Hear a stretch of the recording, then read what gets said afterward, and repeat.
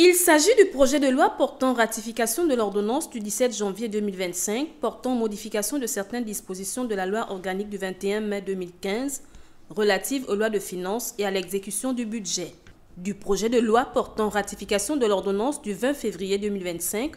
autorisant l'État gabonais à contracter un emprunt de 200 millions d'euros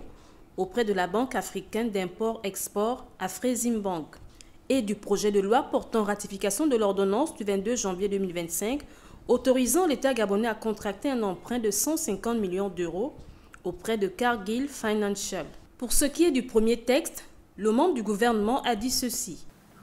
La modification de la loi organique a donc pour but de confier désormais la compétence en matière de signature des emprunts directs de l'État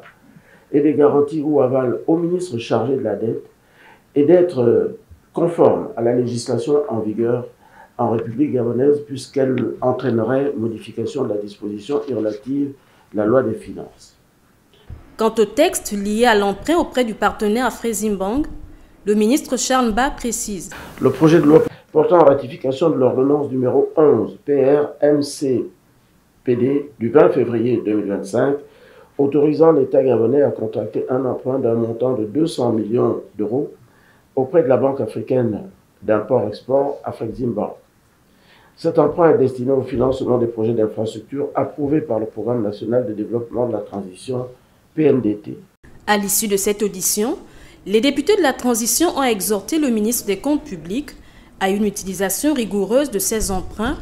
afin d'éviter les erreurs d'autrefois en matière de gestion des deniers publics.